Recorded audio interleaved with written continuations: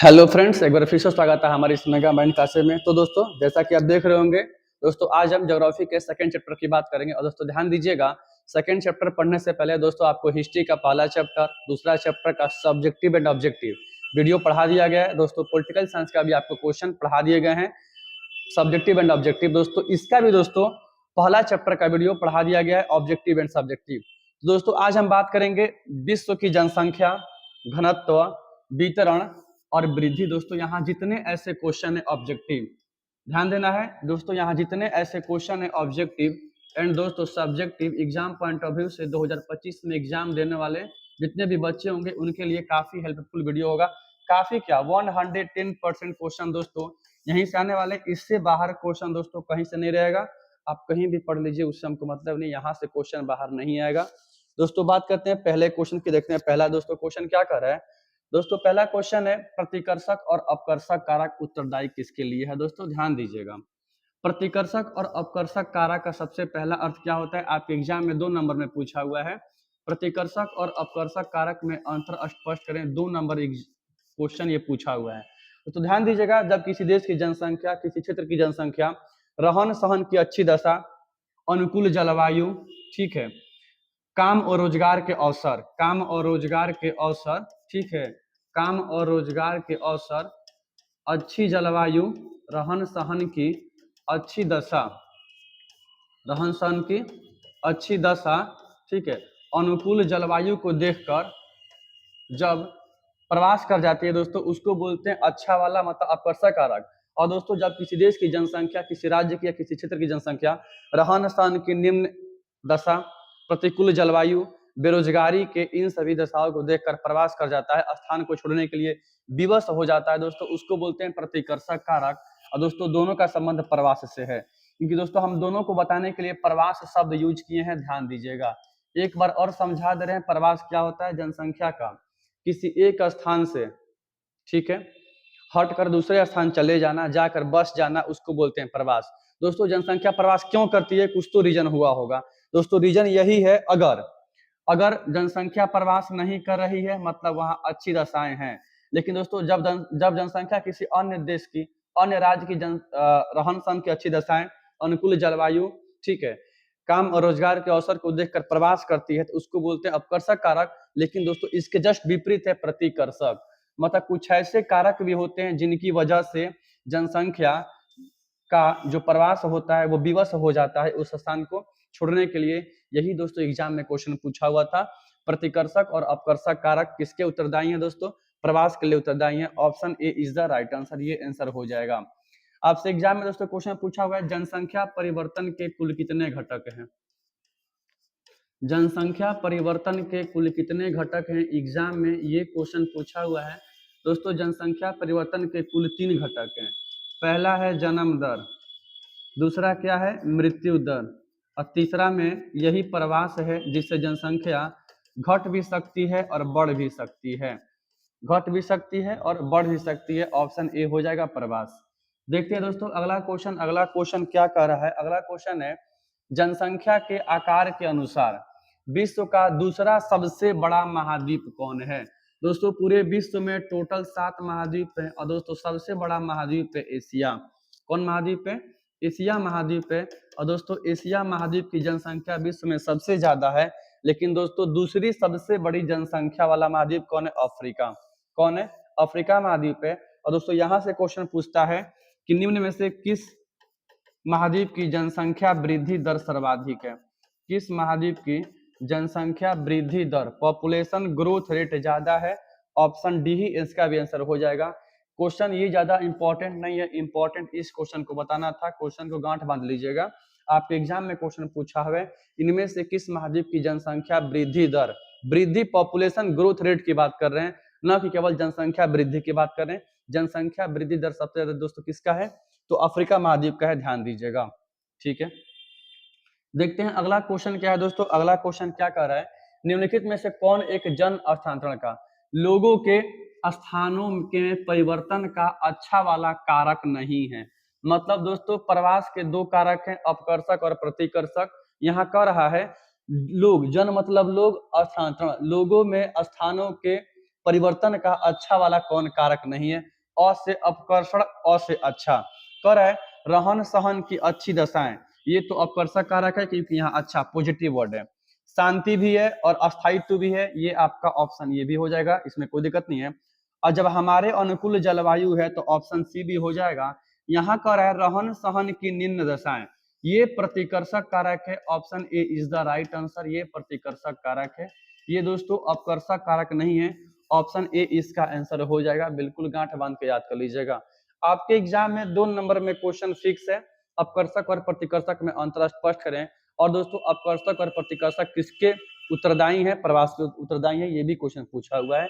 देखते हैं अगला क्वेश्चन क्या करे। अगला क्वेश्चन है विश्व में जनसंख्या का कितना प्रतिशत एशिया महाद्वीप में निवास करती है? एशिया में दोस्तों भारत की कुल जनसंख्या 32,87,263 वर्ग किलोमीटर है। यह दोस्तों विश्व की कुल क्षेत्रफल है। भारत का कुल क्षेत्रफल 32,87,263 वर्ग किलोमीटर है, जो दोस्तों विश्व के कुल क्षेत्रफल का 2.4% है। इसको भी याद कर लीजिएगा। और दोस्तों भारत में विश्व की कुल जनसंख्या का 17.5% लोग निवास करता है, ये भी दोस्तों ध्यान से याद कर लीजिएगा। आपके एग्जाम में क्वेश्चन पूछा हुआ है भारत का क्षेत्रफल विश्व के कुल क्षेत्रफल का कितना परसेंट पे? 2.4% है, ध्यान दीजिएगा। मतलब विश्व की जनसंख्या का कुल क्षेत्रफल का 2.4% है और जनसंख्या में 17.5% है। और दोस्तों सबसे बड़ा जो महाद्वीप है वो एशिया महाद्वीप है, यहाँ पे 40% लोग निवास करता है। Option B is the right answer. इस क्वेश्चन को गांठ बांध लीजिएगा, ये आपके एग्जाम पॉइंट ऑफ व्यू से सबसे जरूरी क्वेश्चन है, इसको याद कर लीजिएगा। देखते हैं अगला क्वेश्चन। अगला क्वेश्चन क्या है? अगला क्वेश्चन है निम्न में से कौन सा क्षेत्र सघन जनसंख्या वाला है? सघन जनसंख्या वाला इनमें से कौन सा क्षेत्र है? ध्यान दीजिएगा। अगर आपको हम बता दे रहे हैं मैप के माध्यम से, अगर आप दोस्तों मैप फॉलो कीजिएगा तो आपको समझ में आ जाएगा कि इनमें से कौन सा क्षेत्र है जो सबसे ज्यादा जनसंख्या वाला है। अगर आप इस मैप को फॉलो कर लेते हैं तो ध्यान दीजिएगा दोस्तों, ये आपका इधर का पूरब हिस्सा है। क्या है? ये पूरब है। नीचे क्या है? साउथ है, दक्षिण है, ऊपर क्या है? उत्तर है, ठीक है। और नीचे इधर क्या है? पश्चिम है। इधर क्या है? पश्चिम है, ध्यान दीजिएगा। कह रहा है वहां से आपका दोस्तों क्वेश्चन क्या था? आपका क्वेश्चन था सघन जनसंख्या वाला कौन सा है इनमें से? ध्यान दीजिएगा। आप खुद सोच के देखिए, अगर हम इसको ऐसे कर दे रहे हैं, इसको ऐसे मिला दे रहे हैं, तो यही दोस्तों इधर ही हमारा क्या पड़ेगा? भारत, नेपाल, पाकिस्तान, चीन, मतलब दोस्तों साउथ ईस्ट, दक्षिण पूर्व एशियाई वाला जो दोस्तों क्षेत्र है, यही सघन जनसंख्या वाला है। दोस्तों यही सघन जनसंख्या वाला क्षेत्र है। इधर से दक्षिण पूर्व एशिया हो जाएगा, ध्यान दीजिएगा। वही क्वेश्चन पूछ रहा है इनमें से कौन सा क्षेत्र सघन जनसंख्या वाला है? दक्षिण पूर्व एशिया सघन जनसंख्या वाला क्षेत्र है, ध्यान दीजिएगा। Option A is the right answer. लेकिन आपके एग्जाम में क्वेश्चन पूछता है कि इनमें से कौन सा विरल जनसंख्या वाला है? दोस्तों विरल जनसंख्या वाला क्षेत्र कौन है? तो दोस्तों विरल जनसंख्या वाला आपका क्षेत्र कौन है? ध्रुवीय प्रदेश है।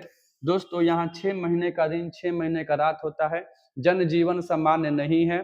पेंगुइन और पोलर बियर जैसे जीव जंतु निवास करते हैं, मतलब जनजीवन सामान्य नहीं है, सालों भर बर्फ गिरा रहता है। दोस्तों यही आपका ध्रुवीय प्रदेश है जहां जनसंख्या बिल्कुल विरल है। क्या है? बिल्कुल कम है। सघन वाला साउथ ईस्ट एशिया हो जाएगा। क्वेश्चन याद कर लीजिएगा। अगला क्वेश्चन देखते हैं। अगला क्वेश्चन क्या कर रहा है आपका? ज्योग्राफी का सेकेंड चैप्टर। आपका अगला क्वेश्चन निम्न में से कौन विरल जनसंख्या? देखिए बता दिए हैं विरल जनसंख्या क्षेत्र कौन है? ध्रुवीय प्रदेश। अब दोस्तों यहाँ पे ध्रुवीय प्रदेश नहीं है, ठीक है। क्षेत्र की बात कर रहा है दक्षिण पूर्व एशिया, बिल्कुल नहीं होगा। पश्चिमी यूरोप बिल्कुल नहीं होगा। पश्चिमी ऑस्ट्रेलिया होगा, क्योंकि दोस्तों ऑस्ट्रेलिया सबसे छोटा महाद्वीप कौन है? ऑस्ट्रेलिया है। उस हिसाब से इसको आंसर आप टिक कर सकते हैं। Option C is the right answer. लेकिन दोस्तों एग्जाम में ध्रुवीय प्रदेश देता है, इसको भी गांठ बांध लीजिएगा। सबसे विरल जनसंख्या वाला क्षेत्र कौन है? ध्रुवीय प्रदेश है। इस क्वेश्चन को गांठ बांध लीजिएगा, ठीक है। देखते हैं अगला दोस्तों क्वेश्चन क्या है। अगला क्वेश्चन आपसे हम बता दे रहे हैं बार बार, अगर क्वेश्चन दोस्तों समझ में आ रहा होगा, वीडियो अच्छा लग रहा है, वीडियो को लाइक कीजिएगा, चैनल को सब्सक्राइब कीजिएगा दोस्तों में शेयर करना नहीं भूलिएगा। देखते हैं अगला क्वेश्चन कर रहा है, इनमें से कौन सा विरल जनसंख्या वाला क्षेत्र नहीं है। मतलब यहाँ पूछ रहा है यहाँ कौन सा ऐसा क्षेत्र है जो विरल नहीं है बल्कि क्या है, वो सघन है। अब सघन में अभी आपको हम क्या बताएं, दक्षिण पूर्व एशिया विरल वाला नहीं है, क्या है बाबू, ये दक्षिण पूर्व एशिया क्या है, सघन जनसंख्या वाला है। बाकी दोस्तों तीनों विरल जनसंख्या में आते हैं, इसको भी आप लोग गांठ बांध लीजिएगा, ये तीनों विरल जनसंख्या में आते हैं। इस क्वेश्चन को भूलिएगा मत, क्योंकि इसमें दोस्तों ध्रुवीय प्रदेश भी है और यही क्वेश्चन जरूरी है। ठीक है, देखते हैं अगला क्वेश्चन क्या कह रहा है। दोस्तों अगला क्वेश्चन है, इनमें से कौन सा प्रवास का प्रतिकर्षक मतलब अच्छा वाला कारक नहीं है। अब दोस्तों जहां भी निम्न शब्द होगा, प्रतिकूल होगा, ठीक है, अशांति होगा, क्या होगा, अशांति होगा, जहां भी बेरोजगारी होगा, ये सब क्या है, नेगेटिव वर्ड है। और जब नेगेटिव है तो कभी भी माइंड को अच्छा नहीं लगेगा, नेगेटिव वर्ड है। अब ये शब्द जहां भी आएगा वो प्रतिकर्षक कारक है। देखिए, बेरोजगारी प्रतिकर्षक कारक है, महामारी प्रतिकर्षक कारक है, जल का अभाव प्रतिकर्षक कारक है, लेकिन कर है चिकित्सा और शैक्षणिक सुविधाओं का होना, ये आपका प्रतिकर्षक कारक नहीं है। Option C is the right answer. दोस्तों क्वेश्चन भी वही पूछ रहा है, इनमें से कौन प्रतिकर्षक कारक नहीं है, मतलब यहाँ कौन अच्छा कारक नहीं है, अच्छा कारक नहीं है। दोस्तों ये अच्छा कारक, हाँ ये अच्छा कारक नहीं है, बिल्कुल ये नहीं है, ये नहीं है। दोस्तों अच्छा कारक कौन नहीं है, ओके वेट, कौन अच्छा कारक नहीं है, अच्छा कारक ये भी है, सॉरी, हाँ बिल्कुल सही बोल रहा है, प्रतिकर्षक मतलब अच्छा कारक नहीं है, ये नहीं है, ये नहीं है, ये नहीं है, कौन, ये तीनों है, कौन नहीं है, चिकित्सा और शैक्षणिक सुविधाओं का होना, ये आपका दोस्तों अपकर्षक कारक है। यही क्वेश्चन पूछ रहा है, इनमें से कौन प्रतिकर्षक कारक नहीं है, तो यही ना पूछ रहा है आपका, क्योंकि ये क्या है, अपकर्षक है, यही पूछ रहा है, ध्यान दीजिएगा। हाँ थोड़ा सा भूल गए थे, कोई बात नहीं है, माइंड ट्रैक पर ही है मेरा। अगला क्वेश्चन है, विश्व में किस देश की जनसंख्या सबसे ज्यादा है। दोस्तों वर्तमान के हिसाब से वर्ल्ड पॉपुलेशन का ग्रोथ रेट देखते हुए भारत की कुल जनसंख्या लगभग 142 करोड़ है, जो चीन से ज्यादा प्रतीत होती है और होने की संभावना हो गई है। दोस्तों इस तरह से विश्व में सबसे अधिक जनसंख्या जिस देश का है, दोस्तों option B is the right answer, Bharat का है, भारत का है, भारत की जनसंख्या सबसे ज्यादा है। लेकिन आपका बोर्ड क्या मानता है, चीन की जनसंख्या सबसे ज्यादा है, ध्यान दीजिएगा, अभी तक बोर्ड यही मान रहा है, आप इसको भी गांठ बांध के चलिएगा। वर्तमान में सबसे अधिक जनसंख्या वाला देश कौन है, भारत है, लेकिन आपका दोस्तों बिहार बोर्ड चीन मानता है, ध्यान दीजिएगा। अब जैसे आपका निकलेगा, मॉडल पेपर निकल चुका है, उसमें क्या दिया है, इसको उस हिसाब से आपको सॉल्व कर लेना है। दोस्तों अगला क्वेश्चन देखते हैं, विश्व में सर्वाधिक जनसंख्या किस भाग में केंद्रित है। अब खुद देखिए, विश्व में सबसे ज्यादा दोस्तों जनसंख्या कहाँ केंद्रित है, पठार पे तो होगा नहीं, ठीक है, पहाड़ पे तो होगा नहीं, मैदानी भाग दिया होगा, option C is the right answer. ये दोस्तों 11th का भी क्वेश्चन है और यहाँ भी क्वेश्चन सॉल्व हो जाता है। विश्व में सबसे अधिक जनसंख्या कहाँ केंद्रित है, मैदानी भागों में केंद्रित है, ध्यान दीजिएगा। और दोस्तों पर्वतीय क्षेत्रों में सीढ़ीनुमा खेती की जाती है, इस क्वेश्चन को भी गांठ बांध लीजिएगा, पर्वतीय क्षेत्रों में सीढ़ीनुमा खेती की जाती है, क्वेश्चन एग्जाम में रिपीट है कई बार, इसको भी करना नहीं भूलिएगा। अगला क्वेश्चन देखते हैं, करें जनसंख्या वितरण। आपसे दोस्तों 2 नंबर में क्वेश्चन पूछा है, जनसंख्या वितरण से आप क्या समझते हैं। दोस्तों पॉपुलेशन डिस्ट्रीब्यूशन मतलब जनसंख्या का फैलाव, इस पृथ्वी पर जनसंख्या के फैलाव को ही जनसंख्या का वितरण कहा जाता है। और दोस्तों हमारे पृथ्वी पर जनसंख्या का फैलाव असमान है, कहीं ज्यादा तो कहीं बिल्कुल ना के बराबर, कहीं तो बहुत छिटपुट है, ऐसे हम देख सकते हैं। और दोस्तों जनसंख्या को प्रभावित करने वाला सबसे महत्वपूर्ण कारक जलवायु है, क्या है, जलवायु है। दोस्तों जिस देश की जलवायु काफी अच्छी है, रहने योग्य है, अनुकूल है, वहां जनसंख्या ज्यादा निवास करती है, इसको भी गांठ बांध के याद कर लीजिएगा। अगला क्वेश्चन है, 1850 में विश्व की जनसंख्या कितनी थी। इस क्वेश्चन को याद करने के अलावा कोई विकल्प नहीं है, 100 करोड़ थी, इसको याद कर लीजिएगा, यहाँ कोई लॉजिक नहीं है, याद करना पड़ेगा आपको, ध्यान दीजिएगा। अगला दोस्तों क्वेश्चन है, कौन सा क्षेत्र कम घनत्व वाला नहीं है। इनमें से ऐसा कौन सा क्षेत्र है जो कम घनत्व वाला नहीं है, मतलब वो सघन है। क्या है?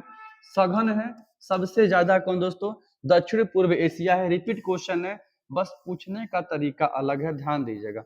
आपके एग्जाम में आपको हर क्वेश्चन आएगा, क्वेश्चन देखने के बाद लगेगा हाँ क्वेश्चन बन, बिल्कुल ऑल इज वेल क्वेश्चन बन रहा है हमसे, लेकिन दोस्तों तरीका अलग देखकर क्वेश्चन आपसे छूट जाएगा। क्वेश्चन ये वही दिखा रहा है आपको, सेम रिपीट क्वेश्चन है, बस क्या पूछ रहा है? कम घनत्व क्षेत्र नहीं पूछ रहा है, क्षेत्र पूछ रहा है, बस तरीका अलग है। क्वेश्चन है निम्न जनसंख्या वाला महादेश कौन है? इनमें से कौन सा ऐसा महादेश है जिसकी जनसंख्या निम्न सबसे कम है? क्या है दोस्तों? दक्षिण अमेरिका ज्यादा है, अफ्रीका वृद्धि दर ज्यादा है, एशिया बहुत ज्यादा है, ऑस्ट्रेलिया और नाइजीरिया जैसे द्वीप समूह है जहां दोस्तों जनसंख्या सबसे कम है महादेश में। ये option B is the right answer. देखते हैं दोस्तों अगला क्वेश्चन क्या कर रहा है। बिल्कुल आप एक एक क्वेश्चन कवर करते चलिए, चैप्टर वाइज आपको समझ में आएगा। ठीक है, देखते हैं 21वीं शताब्दी के प्रारंभ में विश्व की जनसंख्या कितनी दर्ज की गई थी? 21वीं शताब्दी आपके ज्योग्राफी में क्वेश्चन पूछता है, क्या पूछता है कि 1921 सन 1921 को दोस्तों भूगोल के इतिहास में पूछता है, महाविभाजन वर्ष के नाम से जानते हैं। इस क्वेश्चन को भी गांठ बांध लीजिएगा, महाविभाजन वर्ष के नाम से जाना जाता है। ये क्वेश्चन दोस्तों एग्जाम पॉइंट ऑफ व्यू से काफी इंपॉर्टेंट है, इस क्वेश्चन को भी याद कर लीजिएगा, एग्जाम में क्वेश्चन पूछा हुआ है। लेकिन दोस्तों यहाँ आपसे क्वेश्चन पूछ रहा है 21वीं शताब्दी के प्रारंभ में विश्व की जनसंख्या कितनी दर्ज की गई? 600 करोड़। इस क्वेश्चन को पूरे वर्ल्ड की बात कर रहा है दोस्तों, पूरे वर्ल्ड की बात करें, न कि प्रॉपर भारत की बात करें। 600 करोड़ अनुमानित है, option C is the right answer. देखते हैं अगला क्वेश्चन क्या है, निम्न में से किस महाद्वीप में जनसंख्या वृद्धि सर्वाधिक है? देखिए दोस्तों पॉपुलेशन ग्रोथ पूछ रहा है, न कि पॉपुलेशन ग्रोथ रेट पूछ रहा है, इस बात को भी ध्यान दीजिएगा।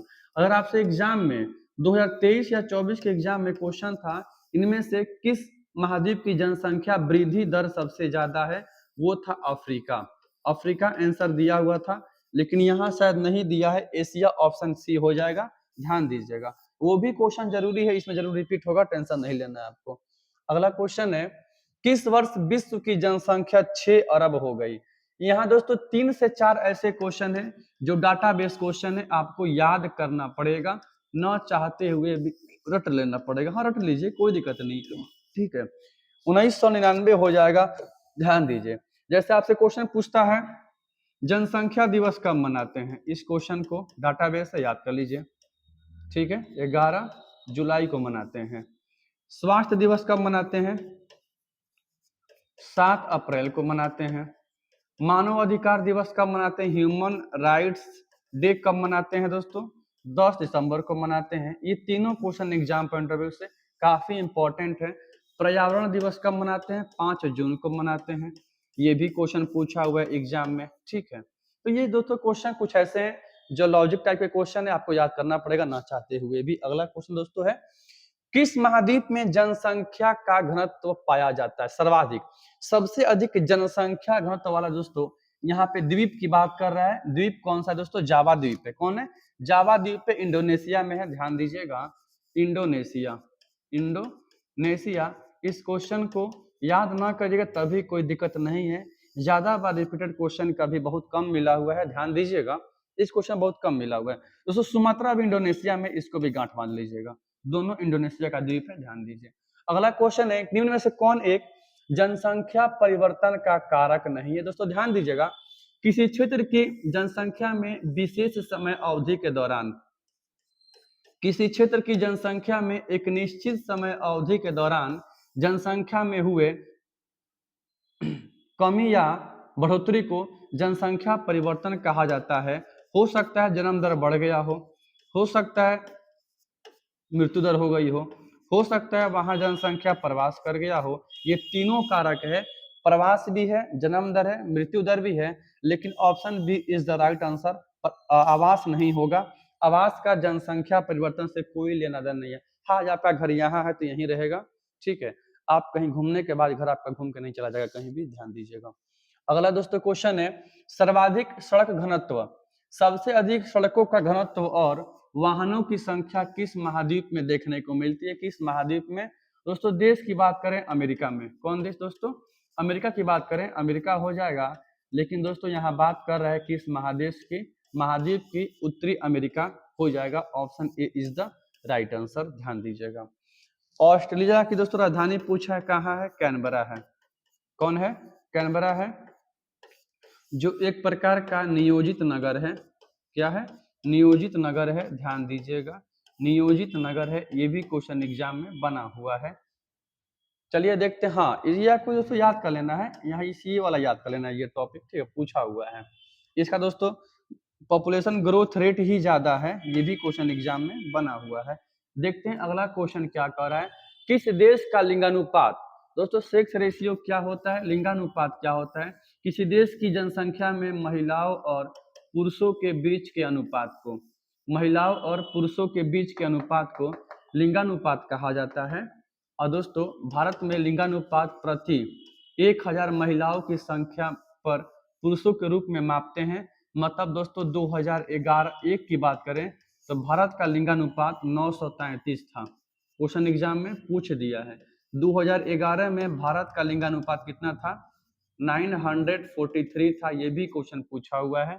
1000 मतलब 1000 पुरुषों पे इतनी महिलाएं थी, लड़कियां थी, ध्यान दीजिएगा। और दोस्तों सबसे अधिक लिंगानुपात वाला देश कौन है? लैटविया है। इस क्वेश्चन को भी गांठ बांध लीजिएगा। 2 नंबर में क्वेश्चन पूछा हुआ है लिंगानुपात से आप क्या समझते हैं? तो दोस्तों किसी देश की जनसंख्या में महिलाओं और पुरुषों के बीच की संख्या के अनुपात को लिंगानुपात बोलते हैं, ध्यान दीजिएगा। अगला क्वेश्चन देखते हैं।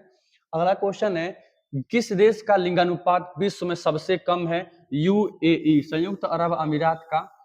दोस्तों ये क्वेश्चन गांठ बांध के याद कर लीजिएगा, सबसे कम है। इस क्वेश्चन को भूलिएगा नहीं, एग्जाम में क्वेश्चन पूछा हुआ है, ध्यान दीजिएगा। अगला क्वेश्चन है, जनसंख्या के महाद्वीपीय वितरण को क्या कहा जाता है? कुंज प्रतिरूप बोलते हैं। इस क्वेश्चन को गांठ बांध के याद कर लेना है, इसका कोई लॉजिक नहीं है, याद कर लेना है बस। अगला दोस्त देखते हैं, अगला क्वेश्चन क्या है? जननांकीय संक्रमण सिद्धांत। हाँ दोस्तों ध्यान दीजिएगा, क्या हुआ? विद्वान नोइस्टीन ने जनसंख्या में सामाजिक, आर्थिक और राजनीतिक दृष्टि को जोड़ते हुए एक सिद्धांत दिया था, जिसे जननांकीय संक्रमण सिद्धांत कहा जाता है। और इन्होंने कहा था, यदि किसी ग्रामीण जनसंख्या पढ़ लिख कर साक्षर होकर शहर की ओर प्रवास जाती है दोस्तों, वहां की जनसंख्या बढ़ना बिल्कुल तय है, ध्यान दीजिएगा। अगला क्वेश्चन है, निम्न में से कौन एक प्रतिकर्षक कारक है? मतलब कौन सा एक खराब वाला कारक है? पॉजिटिव नहीं बल्कि क्या है? नेगेटिव है। काम के बेहतर अवसर, ये तो प्रतिकर्षक अपकर्षक है। क्या है ये? अपकर्षक है, पॉजिटिव है। अनुकूल जलवायु, पॉजिटिव है। रहन सहन की अच्छी दशा, बिल्कुल पॉजिटिव है। जब तीनों पॉजिटिव हो गया तो प्रतिकर्षक क्या होगा? बेरोजगारी, ये नेगेटिव वर्ड है, ध्यान दीजिएगा, बेरोजगारी। इसको देखकर जनसंख्या प्रवास करती है अन्य देशों में, अन्य राज्यों में, अन्य क्षेत्रों में, ध्यान दीजिएगा। अगला क्वेश्चन है, कौन एक अच्छा वाला कारक नहीं है? मतलब कौन एक अच्छा, पॉजिटिव वर्ड इसमें नहीं है। काम के बेहतर अवसर, पॉजिटिव वर्ड है। अनुकूल जलवायु, पॉजिटिव वर्ड है। रहन सहन की अच्छी दशा, पॉजिटिव वर्ड है। बेरोजगारी क्या है? नेगेटिव वर्ड है। कौन अच्छा कारक नहीं है? दोस्तों ये प्रतिकर्षक कारक है, अच्छा कारक नहीं है। Option D is the right answer.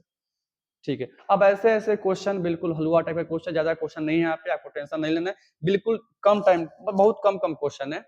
फिर वही क्वेश्चन रिपीट है, कौन अच्छा कारक है? हाँ, इनमें से कौन अच्छा कारक है, ध्यान दीजिएगा। कौन अपकर्षक कारक है? अच्छा कारक। काम के बेहतर अवसर, पॉजिटिव, अच्छा कारक है। अनुकूल जलवायु, अच्छा कारक है। अच्छी दशा, अच्छा कारक है। कौन अच्छा कारक नहीं है? तीनों तो अच्छा कारक है। ऑप्शन डी बना लीजिए, ऑल ऑफ दिस, इनमें से सभी। इनमें से सभी ऐसे हैं जो अपकर्षक कारक है। दोस्तों ध्यान दीजिएगा, इनमें सभी अपकर्षक कारक है, प्रतिकर्षक कारक नहीं है, ध्यान दीजिएगा, अपकर्षक कारक है। अगला क्वेश्चन है, विश्व जनसंख्या दिवस कब मनाते हैं? यही क्वेश्चन जरूरी दोस्तों। विश्व जनसंख्या दिवस 11 जुलाई को मनाते हैं, ध्यान दीजिएगा, 11 जुलाई को। 8 मार्च को मनाते हैं अंतर्राष्ट्रीय महिला दिवस। इस क्वेश्चन को भी गांठ बांध के याद कर लीजिएगा। अंतर्राष्ट्रीय महिला दिवस मनाते हैं 8 मार्च को। इधर मनाते हैं 2 अक्टूबर को अहिंसा दिवस। ये भी क्वेश्चन गांठ बांध लीजिएगा, हिस्ट्री वालों, जिनका हिस्ट्री होगा, क्वेश्चन याद कर लेना है। देखते हैं अगला क्वेश्चन क्या है। अगला क्वेश्चन है, विश्व स्वास्थ्य दिवस, अब ये क्वेश्चन क्या बताना, बिल्कुल हलवा क्वेश्चन है, बिल्कुल हलवा क्वेश्चन है, ठीक है। पढ़ाई लिखाई कीजिए, समय बहुत कम है। विश्व जनसंख्या दिवस कब दोस्तों कब मनाते हैं 7 अप्रैल को मनाते हैं, 8 मार्च को महिला दिवस, 2 अक्टूबर को अहिंसा दिवस, ध्यान दीजिएगा। अगला क्वेश्चन है अंतर्राष्ट्रीय महिला दिवस कब मनाते हैं दोस्तों, 8 मार्च को, बिल्कुल मनाते हैं 8 मार्च को, इसमें कोई लॉजिक नहीं है, इंपॉर्टेंट क्वेश्चन तो है, ये बात समझ लीजिएगा। विश्व में सबसे अधिक जनसंख्या वाला महादेश कौन है, कौन महादेश, एशिया महादेश है, इसमें क्या लॉजिक है, एशिया महादेश है, यहाँ कुछ नहीं सोचना है। अगला क्वेश्चन सब्जेक्टिव, तो ध्यान दीजिएगा जितना क्वेश्चन कराया गया है उससे ज्यादा क्वेश्चन एग्जाम में नहीं बना है, ना कभी बनने की संभावना है। एक क्वेश्चन बदनाम है एग्जाम के लिए, क्या क्वेश्चन बदनाम है, किस महाद्वीप की जनसंख्या वृद्धि दर, किस महाद्वीप की जनसंख्या वृद्धि दर, जनसंख्या वृद्धि दर सबसे ज्यादा है अफ्रीका महाद्वीप की, यही क्वेश्चन आप गांठ बांध के चल जाइएगा, ये क्वेश्चन एग्जाम में कई बार पूछा, रिपीटेड क्वेश्चन है। बाकी अंतर्राष्ट्रीय महिला दिवस, जनसंख्या दिवस, स्वास्थ्य दिवस, ठीक है, महिला दिवस, ये वाला विश्व मानव अधिकार दिवस, ये सब क्वेश्चन रिपीटेड है, ध्यान दीजिए दोस्तों। चलिए ऑब्जेक्टिव क्वेश्चन खत्म करने के पश्चात ध्यान दीजिएगा, अब इससे ज्यादा क्वेश्चन कहीं नहीं है, लगभग 30 क्वेश्चन था।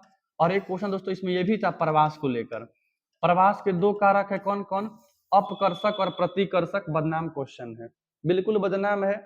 और से अच्छा आकर्षण होइएगा, अच्छी जलवायु है, अनुकूल जलवायु है, काम और रोजगार के बेहतर अवसर हैं, तो अच्छा कारक है, इसमें क्या सोचना है, जो नेगेटिव होगा प्रतिकर्षक होगा, ठीक है।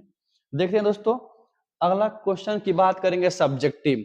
अब दोस्तों ध्यान दीजिएगा, जिनका भी एग्जाम 2025 में होगा इतने ही करके जाएंगे, आपका एग्जाम में क्वेश्चन बिल्कुल आएगा। अगर दोस्तों 70 क्वेश्चन का सेट आता है, आपको 35 ही सॉल्व करनी है, ध्यान दीजिएगा, बिल्कुल इससे बाहर कहीं नहीं आना है, ठीक है। और दोस्तों बार बार बता दे रहे हैं सब्जेक्टिव लिखने का तरीका एक ही है, सब्जेक्टिव वही लिख सकता है जिसको ऑब्जेक्टिव का टाइप पता हो, किसी के बारे में 4 गुण अवगुण, तब लिख सकता है वो। देखते हैं पहला क्वेश्चन क्या है, जननांकीय संक्रमण सिद्धांत क्या है, पहला क्वेश्चन पढ़िए, क्वेश्चन को समझ में आ जाएगा, नोएस्टीन ने दिया था, हाँ जननांकीय संक्रमण सिद्धांत को दोस्तों नोएस्टीन ने दिया था, क्वेश्चन पढ़िए आपको क्वेश्चन समझ में आ जाएगा, नोएस्टीन ने दिया था, क्वेश्चन पढ़िए, क्वेश्चन ने आंसर पढ़ लीजिए पहले क्या कर रहा है, जननांकीय संक्रमण सिद्धांत FW8 नोएस्टीन जनसंख्या में परिवर्तन के सामाजिक आर्थिक परिस्थितियों को जोड़ते हुए एक सिद्धांत दिया था, जिसे जननांकीय संक्रमण सिद्धांत कहा जाता है। इन्होंने दोस्तों क्या किया था, जनसंख्या में हो रहे परिवर्तन में सामाजिक आर्थिक जो दशा होती है उसको देखते हुए एक सिद्धांत दिया था, जिसको बोला गया जननांकीय संक्रमण सिद्धांत।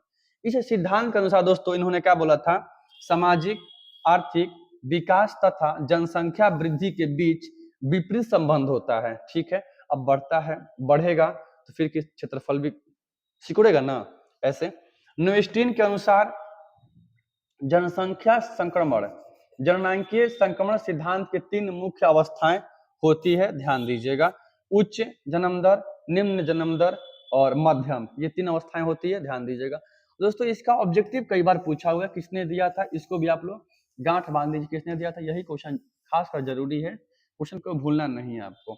देखते हैं अगला क्वेश्चन क्या कर रहा है, अगला क्वेश्चन जनसंख्या घनत्व से आप क्या समझते हैं, ये बदनाम क्वेश्चन है, पॉपुलेशन डेंसिटी के बारे में बदनाम क्वेश्चन है, क्या क्वेश्चन है, जनसंख्या घनत्व क्या है, ये तो बिल्कुल इजी क्वेश्चन है, किसी क्षेत्र विशेष में रहने वाले लोगों की कुल जनसंख्या और उस क्षेत्र के क्षेत्रफल के अनुपात को पॉपुलेशन डेंसिटी बोलते हैं, या दोस्तों प्रति जनसंख्या घनत्व प्रति वर्ग किलोमीटर क्षेत्रफल में निवास कर रहे व्यक्तियों की संख्या का प्रदर्शित करता है, यही बोलते हैं जनसंख्या घनत्व। क्या होता है, प्रति 1 किलोमीटर के दायरे में रहने वाले लोगों की संख्या को जनसंख्या घनत्व कहा जाता है। दूसरे शब्दों में जनसंख्या घनत्व मानव भूमि का एक अनुपात है अथवा किसी प्रदेश के क्षेत्रफल तथा जनसंख्या में जो पारस्परिक अनुपात होता है उसे पॉपुलेशन डेंसिटी कहा जाता है।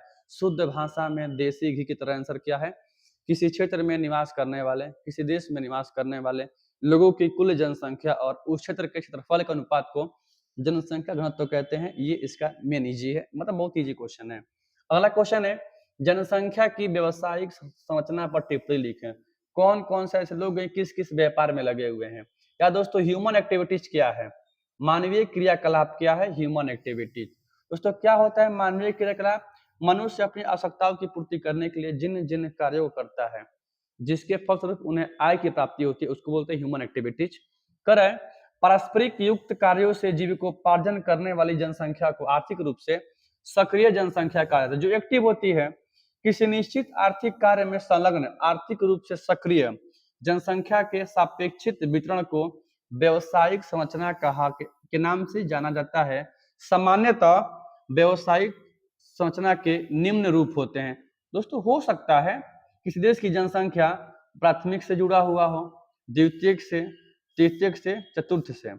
हो सकता हो कोई कोई कृषि कर रहा हो, कोई वानिकी, कोई आखेट, कोई मत्स्य पालन।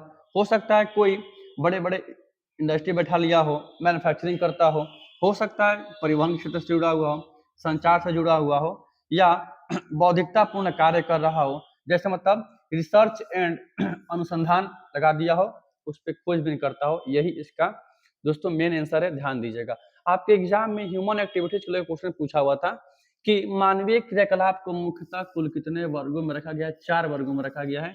ये देख लीजिए 1 2 3 4, 4 वर्गों में। ऑप्शन सी में दिया हुआ था, लेकिन एनसीईआरटी में 5 बताया गया है, पंचम क्रियाकलाप भी, लेकिन 4 ही लिखा हुआ है। क्वेश्चन ध्यान से पढ़ लेना है। देखते हैं अगला क्वेश्चन क्या है। अगला क्वेश्चन करें जनसंख्या परिवर्तन के 3 घटक कौन कौन से हैं। क्या है, पहला जन्म दर है, मृत्यु दर है, प्रवास है। एक वर्ष में पहले पढ़ते हैं जन्म दर। एक वर्ष में प्रति 1000 व्यक्ति पर जन्म और मृत्यु की संख्या क्रमशः आदि अवशोषित जन्म दर और शोधित मृत्यु को मृत्यु दर कहा जाता है। जन्म और मृत्यु की संख्या का अंतर द्वारा होने वाले परिवर्तन को प्राकृतिक वृद्धि या ह्रास कहते हैं। तीसरा घटक प्रवास है।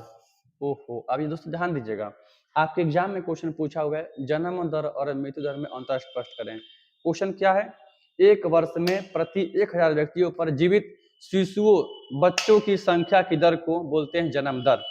इससे जनसंख्या बढ़ती हुई प्रतीत होती है। ठीक इसके जस्ट अपोजिट क्या है, एक वर्ष में प्रति 1000 व्यक्तियों पर मृत शिशुओं की दर को, बच्चों की संख्या की दर को बोलते हैं मृत्यु दर। इसमें जनसंख्या घटती हुई प्रतीत होती है। जो इसका मुख्य रीजन है वो है सामाजिक आर्थिक पिछड़ापन। ध्यान दीजिएगा। अगला क्या है दोस्तों, इसका तीसरा नंबर प्रवास है, जिसमें अप्रवास है। अंततः प्रवासी तथा प्रवासी, प्रवास का लिखा है अप्रवास, क्या लिखा है ऐसे समझिए दोस्तों। जन्म दर समझ में आ गया होगा, मृत्यु दर समझ में आ गया होगा। प्रवास क्या है, जनसंख्या का किसी एक स्थान को छोड़कर दूसरे स्थान चले जाना प्रवास कहलाता है। उसके दो होते हैं, दो प्रकार, उत्प्रवास, अप्रवास। जब जनसंख्या किसी क्षेत्र को छोड़कर जाती है उसको बोलते हैं उत्प्रवास, और जहां से आती है उसको बोलते हैं अप्रवास। ध्यान दीजिएगा, यही यहाँ बता रहा है, लेकिन यहाँ दोस्तों टाइपिंग गलत हो गया है। ध्यान दीजिएगा, टाइपिंग ही गलत हो गया है। आपको हम समझा दे रहे हैं। जनसंख्या परिवर्तन के मुख्यतः 3 घटक हैं।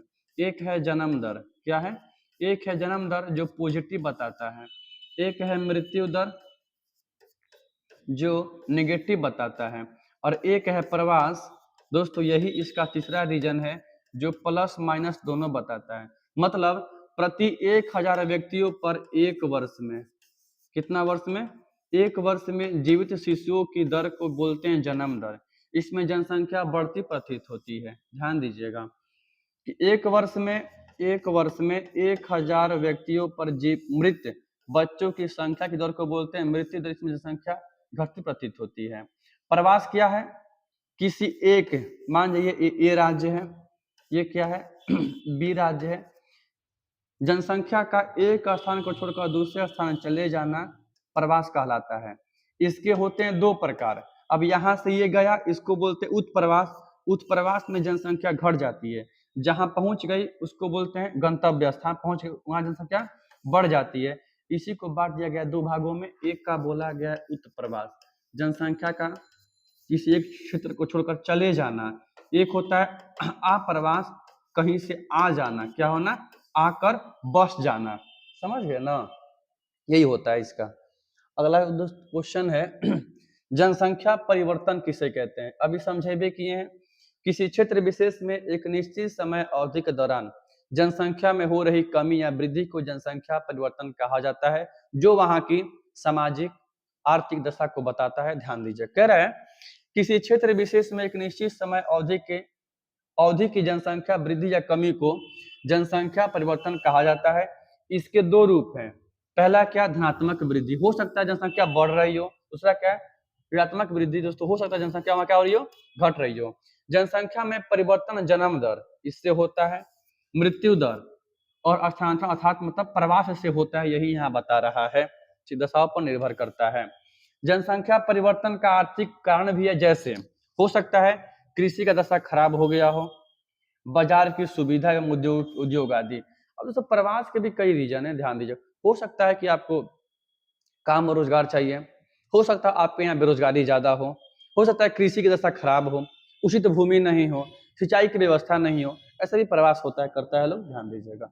अगला क्वेश्चन है, जनसंख्या वृद्धि से आप क्या समझते हैं? जस्ट उसका अपोजिट है। जनसंख्या वृद्धि से अभिप्राय किसी निश्चित समय में निश्चित स्थान पर होने वाला जनसंख्या संबंधी परिवर्तन को जनसंख्या वृद्धि दर कहा जाता है। इस परिवर्तन को प्रतिशत में व्यक्त किया जाता है, इसे जनसंख्या वृद्धि दर कहा जाता है। समझिए बोर्ड पर क्या बता रहे हैं आपको हम। एक निश्चित समय अवधि के दौरान किसी क्षेत्र की जनसंख्या में होने वाले वृद्धि या कमी को जनसंख्या वृद्धि कहा जाता है।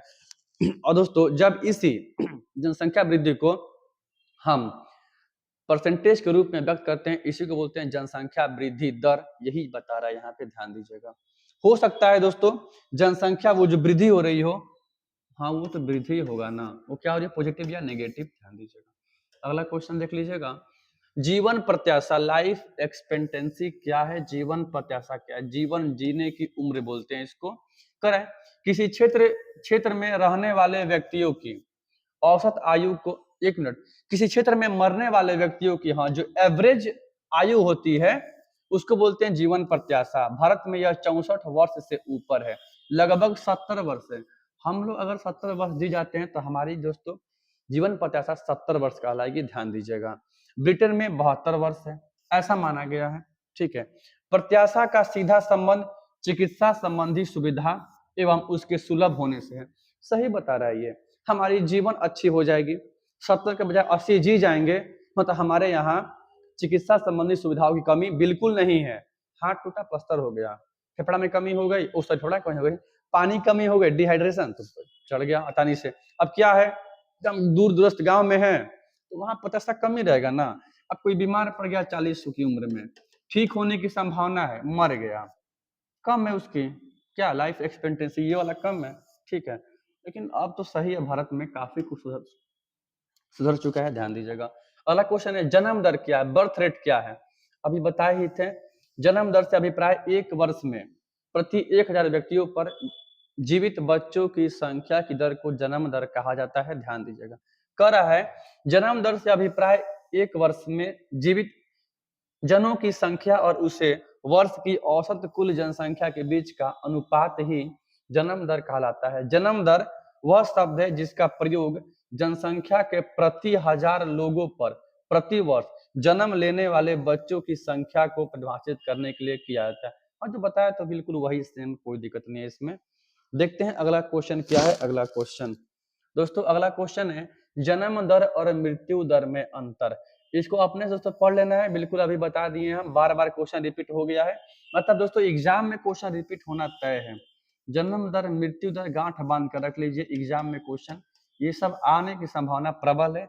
110% है जन्म दर, मृत्यु दर, प्रवास, जनसंख्या परिवर्तन, जनसंख्या घनत्व, जनसंख्या वितरण। ये क्वेश्चन एग्जाम में काफी बार पूछा जा चुका है, ध्यान दीजिएगा।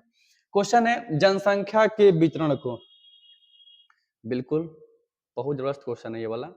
जनसंख्या के फैलाव को, धरातल पर जनसंख्या के फैलाव को प्रभावित करने वाला यहाँ कौन कौन सा कारक है, किन्हीं 3 भौगोलिक कारकों का उल्लेख करें। पहला क्या है, धरातल की बनावट। अब जहाँ अच्छी होगी, मैदानी भाग हो गए, पहाड़ पठार नहीं होगा, जनसंख्या वहां अधिक निवास करेगा। वही कह रहा है पर्वतीय, पहाड़ी अथवा उबड़ खाबड़ प्रदेशों में बहुत कम लोग रहते हैं, जबकि मैदानी क्षेत्र में लोगों का निवास अधिक होता है। बिल्कुल, अब जहाँ की भूमि समतल होगी वहां का जनसंख्या अधिक निवास करेगा। ठीक है। जलवायु पूरी जनसंख्या को वितरण को इफेक्टिव करने वाला सबसे महत्वपूर्ण कारक है जलवायु। और दोस्तों जहां रहने योग्य जलवायु वहां जनसंख्या निवास करेगी, ये भी आप एक बार पढ़ लीजिएगा। अधिक गर्म या अधिक ठंड भागों में कम जनसंख्या निवास करती है। यह विरल जनसंख्या वाले क्षेत्र हैं, बिल्कुल कम रहता है, सालों भर वहां क्या है, ठंडी ठंडी है। इनके विपरीत शीतोष्ण जलवायु तथा मानसूनी प्रदेशों में अधिक जनसंख्या निवास करती है। हमारे भारत को देख लीजिए, हमारे भारत की जलवायु उष्ण कटिबंधीय मानसूनी जलवायु है, जनसंख्या ज्यादा है हमारे यहाँ, यही मेन रीजन है। अगला क्या है, मृदा। अब जहाँ की मिट्टी उपजाऊ होगी, खेती योग्य होगी, उर्वरता शक्ति ज्यादा होगी, जनसंख्या निवास ज्यादा करेगा वहां पे, वही यहाँ कर है। जनसंख्या के वितरण पर मृदा का उर्वरता शक्ति का बहुत प्रभाव पड़ता है, गहरा प्रभाव पड़ता है, बिल्कुल पड़ता है। उपजाऊ मिट्टी वाले क्षेत्रों को खाद्यान्न तथा अन्य फसलों से अधिक पैदा की जाती है, इसलिए नदी घाटियों की उपजाऊ मिट्टी वाले क्षेत्र अधिक लोग बसे होते हैं। बिल्कुल सही बोल रहे हैं, नदी घाटियों के आसपास में जितने लोग होते हैं उनका बसाव अधिक देखने को मिलता है दूर दूर तक, क्योंकि दोस्तों मिट्टी काफी उपजाऊ होती है, सिंचाई। और रही बात की फसल हो गया तो नदी का पानी सींच लेंगे लोग, ऐसे भी है। लास्ट क्वेश्चन है, कुछ नहीं है, द इंड हो गया, बिल्कुल द इंड हो गया। ध्यान दीजिएगा, आपका दोस्तों ज्योग्राफी का जो सेकंड चैप्टर था जी, आपके दोस्तों ज्योग्राफी का जो सेकंड चैप्टर था दोस्तों, उसका जितना भी ऑब्जेक्टिव था आपको ऑब्जेक्टिव करा दिया गया है। ठीक है, प्लस में जितना भी सब्जेक्टिव क्वेश्चन था वो भी करा दिया गया है। आपको अगर समझ नहीं आता है तो फिर वीडियो को स्किप कर दीजिएगा, समझ आता है तो दोस्तों वीडियो को लाइक कीजिएगा, चैनल को सब्सक्राइब कीजिएगा। और दोस्तों कम से कम गरीबों में फ्लॉग मतलब सब्सक्राइब चैनल कीजिए, अब खाली देखने से थोड़े कुछ होगा। चलिए मिलते हैं दोस्तों कल की वीडियो में। जय हिंद, जय भारत।